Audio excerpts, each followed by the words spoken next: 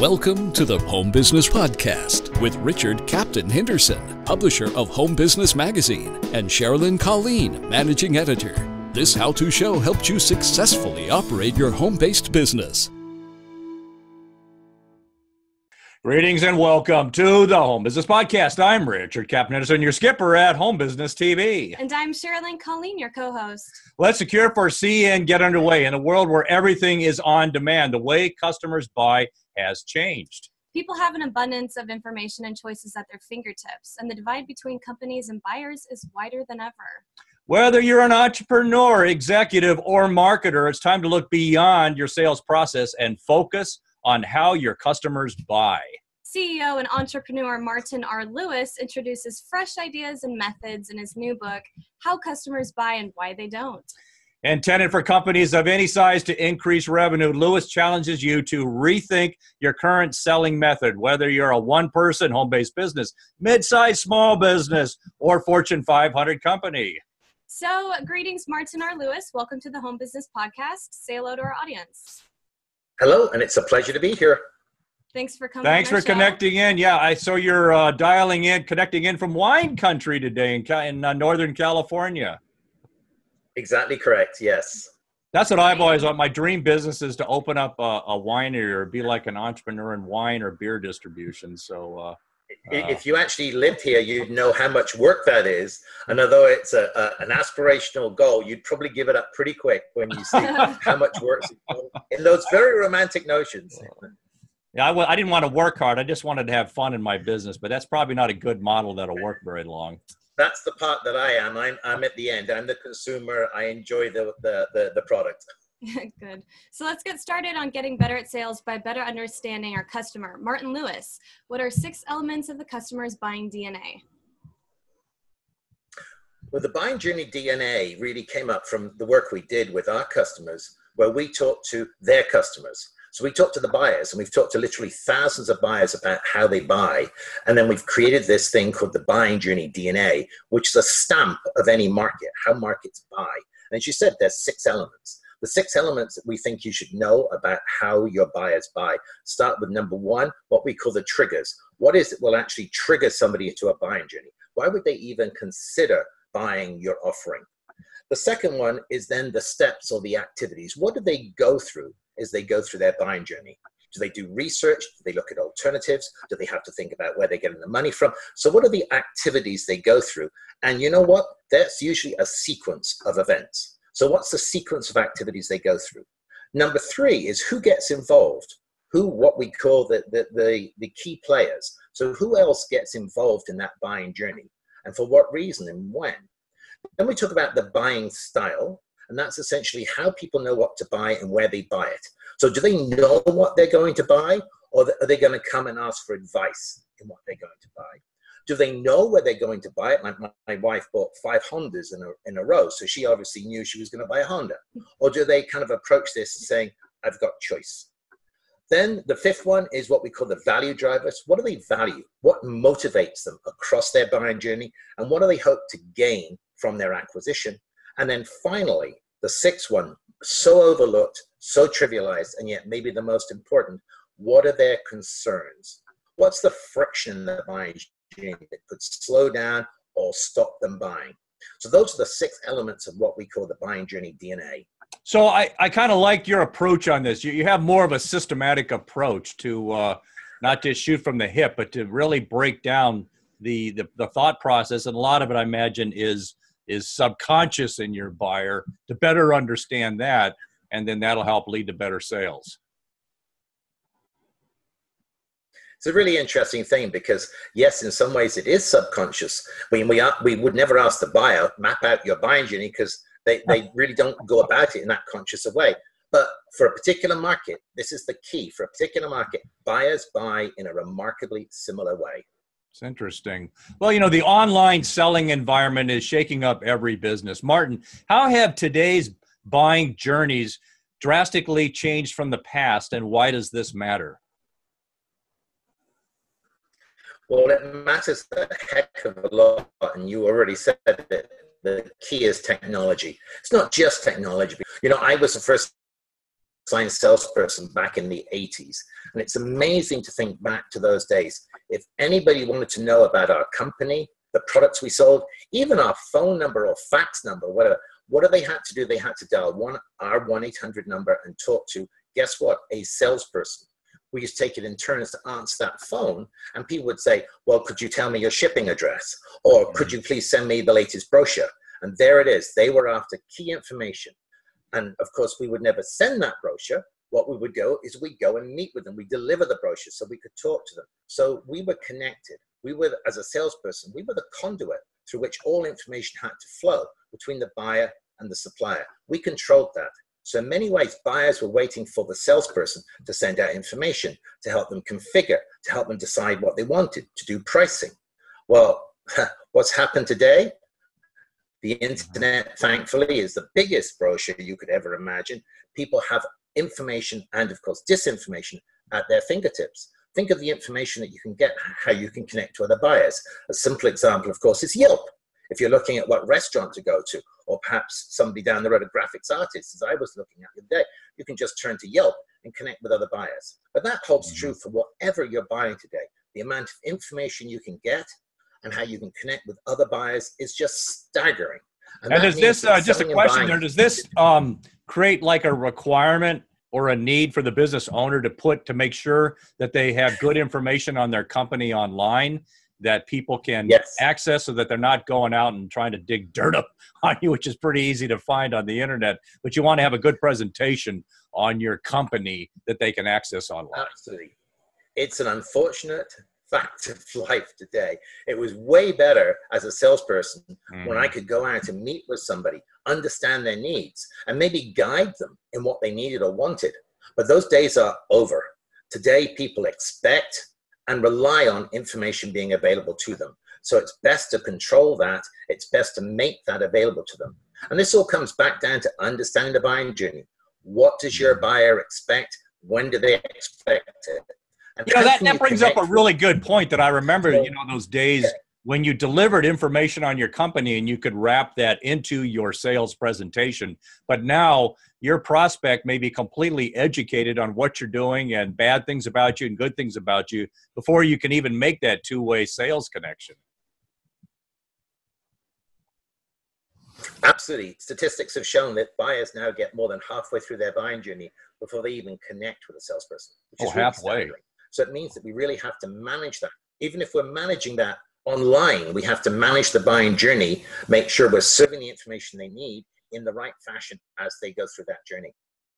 Fascinating. Well, before we go on to our next topic, I'd like to highlight this show's sponsor, Little Jimmy's Italian Ices and Push Carts. Start up a business selling their delicious and healthy Italian ices. Easy transport. Cart fits in most minivans or SUVs. No experience required. Rated A+ by the Better Business Bureau. For more information, call 800-763-4348 or visit ItalianIce.net or our podcast website for more information on sponsors. Martin, we all know it's essential to get inside the customer or client's mind. What is your secret to unlocking how buyers think? Well, ask them. Ask them and listen carefully. But don't ask them something like, do you prefer blue or green? That's so leading. It's such a closed question. Ask them what matters to you. So ask them very big questions. And if I run back through those 6 elements of the DNA, think about it, triggers. Ask them, why would you be in a buying journey in the first place? Why would you even think about buying this? Activities, ask them about what they do. The 3rd element was roles. Ask them who else do they gets involved, who do they go to, either face-to-face or online. So who else gets involved? The buying style, how do they know what they want? Ask them, how do they know what they want? Ask them, where would they usually buy or where do they expect to buy? The value drivers, the 5th element of the DNA, ask them what motivates them. What do they want from a supplier? Why are they doing this? What do they hope to gain as a result of it? And then, so importantly, those buying concerns, that 6 elements of the DNA, ask them about what concerns do they have. Now, they're going to tell you price. That is a concern of convenience. It's not one that usually stops things. Ask them what's really on their mind. When they're buying something, what are they thinking? If they buy this, what else does it mean to them? What other issues may they have? What other thoughts, what other hurdles they have to get through? So really listen very, very carefully to what concerns or anxieties they may have. So it sounds like you're, looking for some emotions to be triggered, perhaps in who's buying, and to key off of those, and to let them know that you're thinking beyond just the basics of your product, and kind of like what actually is important to them, and engage into their feelings also in emotion. And I like your point that you also made about, and it can't be made enough, that buyers do not buy on price. I mean, I've heard price is kind of like an initial discriminator, where they might rule you out if they think the price is too high and maybe even too low. But that at the end of the day, it comes down to kind of the factors you're talking about in your DNA. Totally. Absolutely. Well, Martin, sales slumps are inevitable in any business, and that's a red flag. Time to make some changes. What should you do when your customers aren't buying your product or service? Let's start with what you shouldn't do, and what most people do. They see their product and their offering is such a great thing. They know the value it will deliver to their customers. So they go down the path that businesses go down all the time, and it's the wrong path of thinking, if a customer understood this, they would buy. Good grief, I'm offering you $20 for $8. Can't you see that?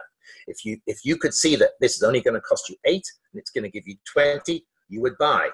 That is bad logic. Customers turn down opportunities like that every day because they've got a lot of them. There's a lot of things they can do. So naturally, what people do when customers aren't buying, they think, we're not explaining our product well enough. We need to change our messaging. We need to change our value propositions. That is usually not the case. The thing that's stopping customers buying is that they've got other things they're looking at, and there's friction in their buying journey that you need to uncover. So the first thing is, do not go to thinking we're not explaining our product well enough, because if they understood it, they'd buy it. Go again, get outside in, an expression we use a lot, get outside in, go back to the buyers and find out what's really going on in their mind. What are they doing instead of buying your offering? And so, wrapped into that, and it's a point I just wanted to pull out. You also would recommend trying to adjust your offer if they're not buying, and just instead of talking to them, just go in and start adjusting your offer, which is instinctive. What a lot of home-based entrepreneurs are saying. You're saying to stop and get inside that DNA and figure out where the friction point is in their buying and address that. Actually, let's take a very simple example, a very kind of trite example or whatever. When people were buying cars, a big objection, a big concern would be, well, what's this going to cost to maintain the car? I'm going to own the car for 3 or 4 years. How much is it going to cost to maintain? So that was overcome by giving you warranty. Now, you obviously pay for the warranty when you buy the car, but the warranty overcame the concern of what it's going to cost. The wrong thing to have done in that case is trying to prove to people that it's really not going to be that much to maintain. That would not have addressed the issue. But by providing a warranty, you take away the issue of maintenance costs. So speaking further on that topic, Martin, name some of the buying concerns that can derail the buying journey. Fascinating topic. There's a vast number of concerns, but we've got them categorized by 9 particular categories. Let's just go through them quickly, and perhaps viewers and listeners can think about their own offering and which ones of these are likely to come up as I go through these 9. The first one is the process. Does somebody know how to buy this? So if they work for an organization, do they know who's going to approve it? Does purchasing have to get involved? Will IT get involved? So what's the process? Number 2 is the person that you're selling to, often called the champion. What do they stand to gain? Where are they? Is this something they're really going to push through? Number 3 is then the organization or the politics. Who else is going to get involved? What are they going to do? Are they going to say, a better use for that money is over here, or before we do that, perhaps we should do this? So the politics and the organization. Number 4 is the priority. How important is this for them? In today's world, unless something is vitally important, people will continue and go on with what they're doing. Everybody's got too much to do and too many things on their plate that even if they know this is something that's going to create value for them, unless it's a real priority, it's likely to be bypassed. Number 5, alternatives. What else could they do with their time and money? And this isn't just the competition. This is anything that they could spend that money or time on. Or the worst alternative of them all, the way that we see most people losing business, is doing nothing. That what we're doing is good enough. It's not hurting. We'll just continue to do what we've always done. 6 is business. And quite frankly, this is one that is usually the only one that people think about. Business is what's the business side of this? How much is this going to cost? How do we justify it? To the business side. The last 3 are the silent killers. These are the ones that stop most buying journeys. Customers won't tell you about it. They'll come back and tell you its price. But these 3 are implications. If I buy this, what else does it mean? If I go with you as an insurance broker, it means that I now got to turn to that guy who's been providing me with insurance for 10 years and fire him. That's an implication.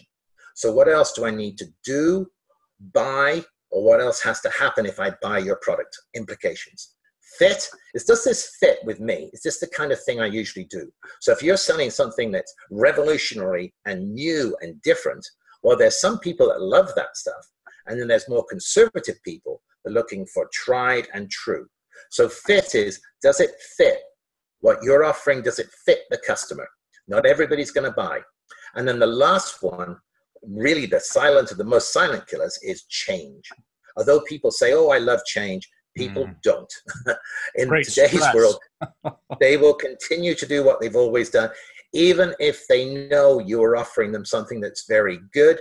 If it means that they're going to have to change their work practices, they're going to change their habits, it can be a barrier that stops people buying. So there's the 9 buying category. I like that 9. Just tying it in, it seems like politics. You wonder why people keep voting for the same political hacks all the time. And it's just that, it's that same thing. It's like they're making a purchase decision, and making that change creates internal stress. Well, this has been a great discussion about learning how our customers buy. Martin, let's wrap up with a rundown of the 5 essential components of your marketing engagement strategy. Terrific. Well, the first thing is, most companies, and I can talk about multi-billion-dollar multinational companies, don't even have what I would call a market engagement strategy. They believe their offering is so good that all we have to do is go out there, tell people about it, and logically they will buy. Wrong. You need a market engagement strategy that is carefully crafted to match how customers buy, how your market buys. The 5 elements. Number 1, how are you going to trigger or engage in their buying journey? So if they're not already in a buying journey, how are you going to get them into a buying journey? And if they're in a buying journey, how are you journey? Number 2, how are you going to stay relevant? It may be great they come to you, get information, maybe get educated, maybe even entertained by you. But then how are you going to stay relevant with them and connected to them as they go through their buying journey? Number 3, how are you going to match what you can bring to what they value? They are going through their buying journey for some reason. How do you match what you offer to those things that are important?